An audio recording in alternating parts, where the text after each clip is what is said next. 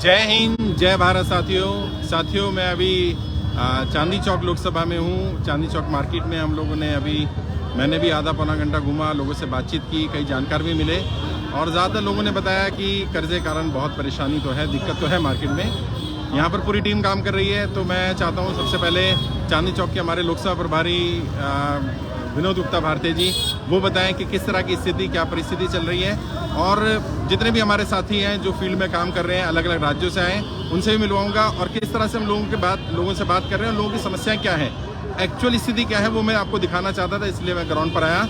और अभी भी मैं जब आ रहा था तो एक व्यापारी से बात की, उन्होंने बताया तो 3 दिन पहले ही उनके भाई ने सुसाइड किया है और 50 लाख रुपया कर्जा था।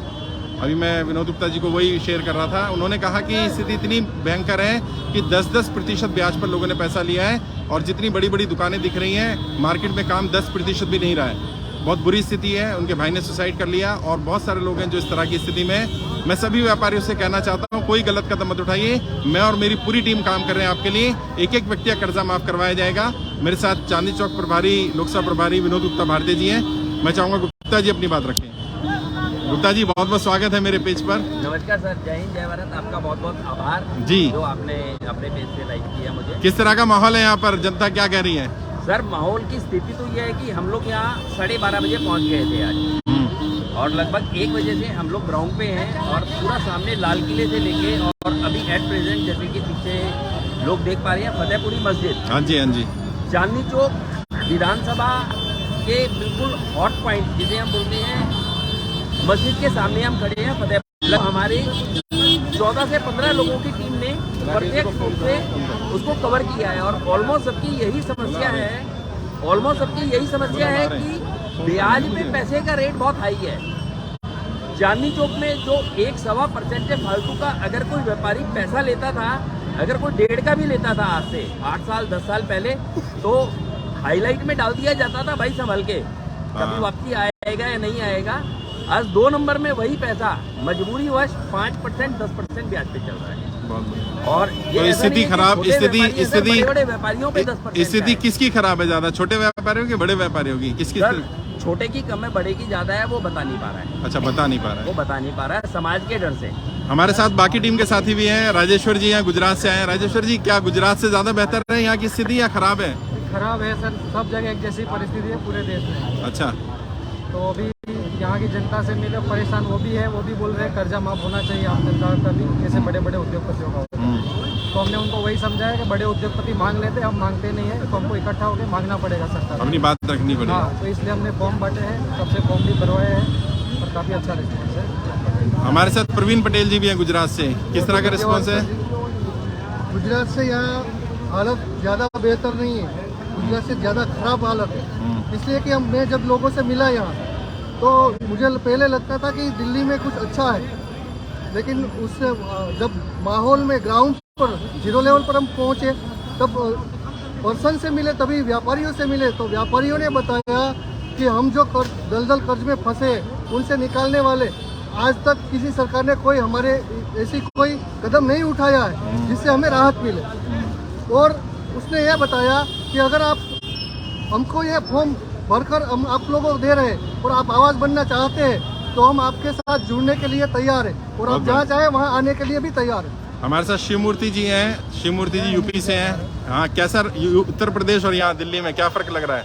सर, उत्तर प्रदेश में भी वही हालात हैं और दिल्ली में भी लगभग वही हालात हैं। जो छोटा व्यापारी है, जो महिला व्यापारी है, वो कर्ज के दलदल में फंस चुका है। अभी कई लोगों से हमने बात करते हुए ये समझा कि वो एक कर्ज चुकाने के लिए दूसरा कर्ज लेना पड़ा उन्हें। 1-2 लोग तो मतलब बिल्कुल आँख में उनके आंसू आ गए कि सर, आप लोग भगवान बन के आए हैं और इस तरीके से अगर आप इस मुहिम को आगे तक बढ़ाते हैं तो हम लोग ज़रूर आपके साथ खड़े होंगे।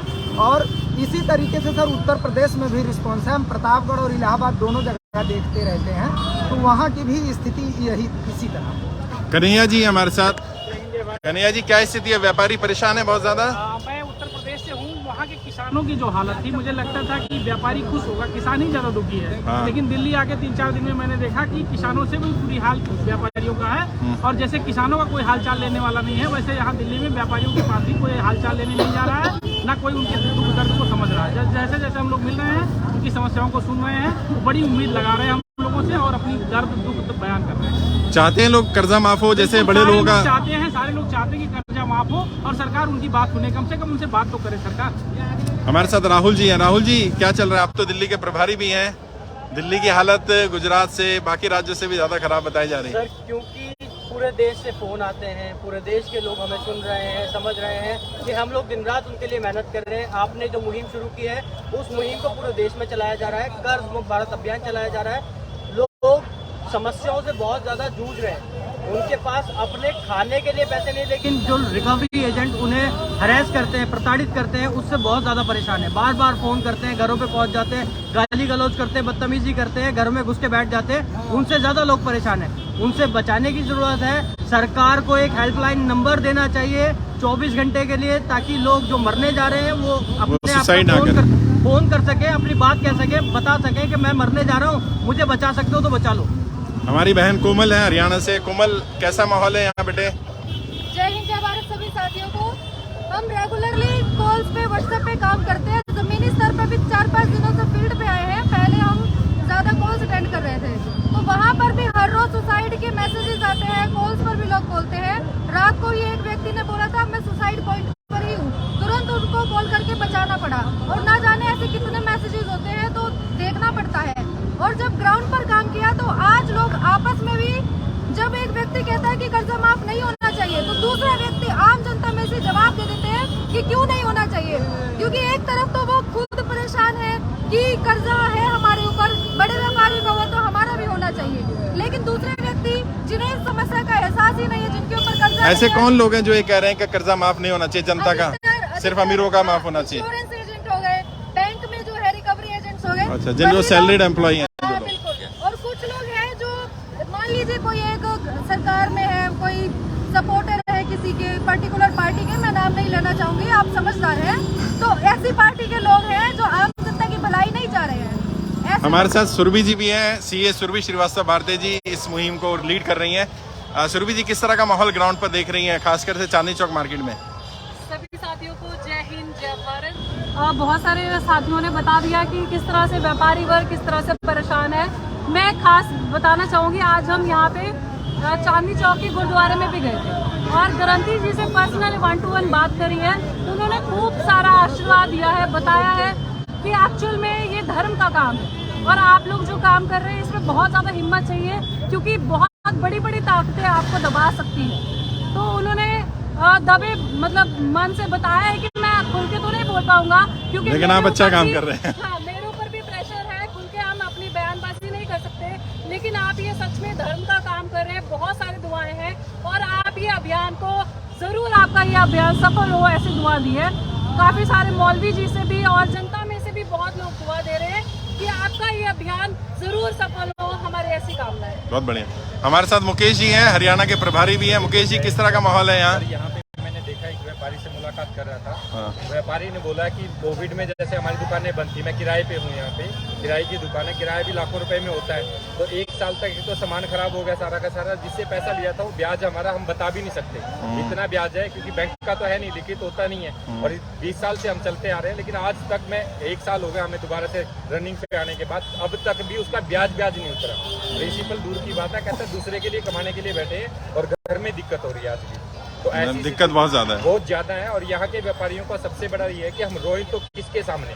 तो व्यापारी कह रहे हैं कि कर्जा माफ होना चाहिए जनता का? चाहिए, क्योंकि एक्चुअल में डर ये है कि यहाँ पे भी कुछ गुटबाजी है, माफिया है, जिसका पैसा लगता है। अच्छा, जो पैसा लगा रहे हैं, पैसा लगा रहे हैं, तो उनके सामने आवाज उठाना इनके लिए मुश्किल हो रहा है। हमारे साथ हरप्रीत जी हैं, पंजाब प्रभारी हैं। हरप्रीत जी, क्या माहौल है, किस तरह का माहौल देख रहे हैं दिल्ली में चांदनी चौक में? सर, माहौल तो अगर बात करें लगभग पूरी जगह, सभी जगह वही रिस्पॉन्स है।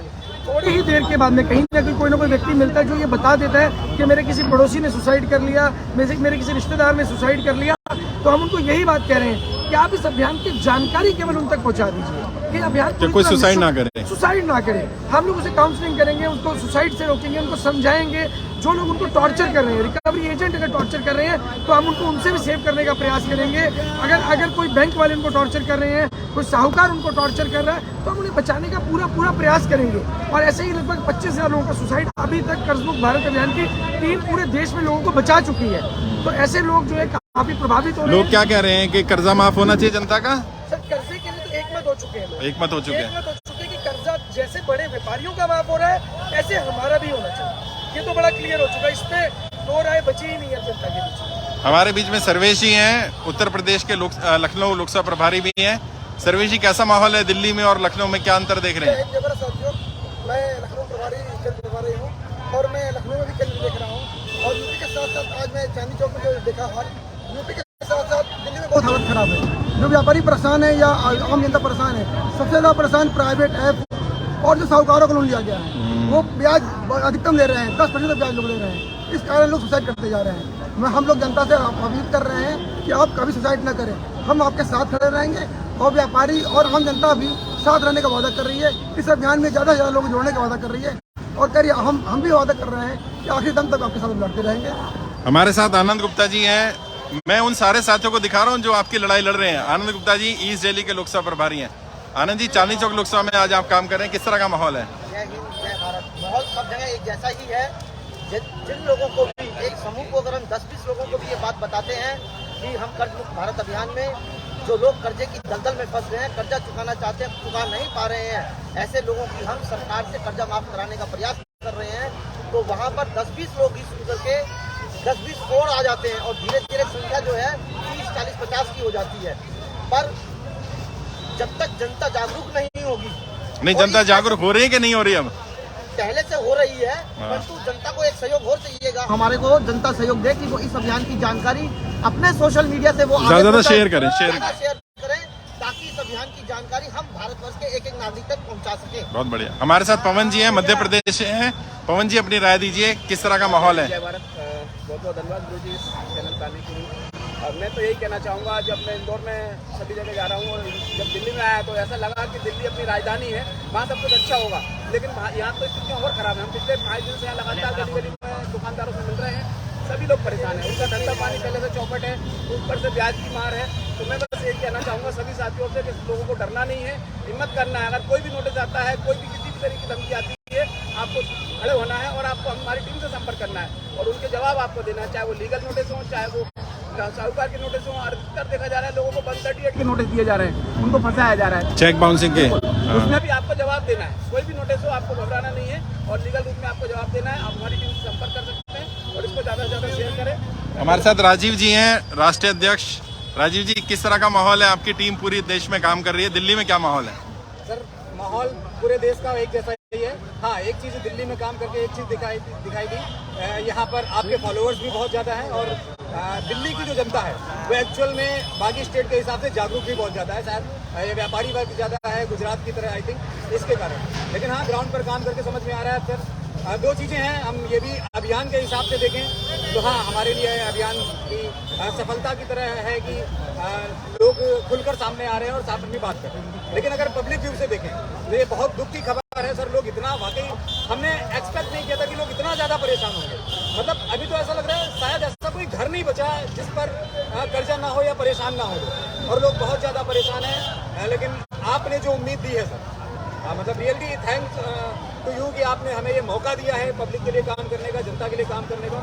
आपको देखकर, आपकी बातें सुनकर लोगों के मन में जो उम्मीद जगी है और लोग हम पर भरोसा कर रहे हैं, आप पर भरोसा कर रहे हैं कि उन्हें इस निजात से राहत मिलेगी। और अभी तो मैं एक उदाहरण देखना चाहूँगा, यहीं का 2 एग्जाम्पल। एक तो जब सुबह हम लोग पहुँचे तो एक नाम नहीं लूँगा किसी कंपनी, छोड़िए ना, एक एजेंट आए और वो करते हैं, इस तरह के लोग रहते हैं। पब्लिक ने ही उनको भगा दिया कि क्यों नहीं होना चाहिए जनता का खर्चा। विनोद गुप्ता जी, आ जाइए और आपकी टीम के साथ लास्ट संदेश आपकी तरफ से, आपकी लोकसभा में क्या संदेश देना चाहते हैं? मैं अपने लोकसभा क्षेत्रवासियों को संदेश देना चाहूँगा कि सर, आपकी कर्ज मुक्त भारत अभियान की टीम पूरे देश में काम कर रही है। पूरी चांदनी चौक लोकसभा में 10 विधानसभा आती है। 10 की 10 विधानसभा में रहने वाले कोई भी व्यक्ति 9899-699-200 में अपना पर्सनल नंबर दे रहा हूँ सर। दोबारा दीजिए नंबर, दोबारा बोलिए। 9899-699-200, 9899-699-200। 24/7 कभी भी कॉल कर सकते हैं। बैंक का कोई भी रिकवरी एजेंट आपको गाली गलौज करता है, बदमाशी करता है, हरास कर रहा है, तो आप कॉन्फ्रेंस में लेके मेरी बात करा सकते हैं, क्योंकि हम जागरूक नहीं हैं। हम समझते हैं हमने लोन लिया है तो हमने गुनाह कर दिया किया है और स्पेशल क्रेडिट कार्ड के केस में हमारी आर्थिक स्थिति को देखकर बैंक ने हमें ऑफर दिया है। लेकिन आज मेरी स्थिति खराब है तो मैं ही तो बैंक को इन्फॉर्म करूंगा ना।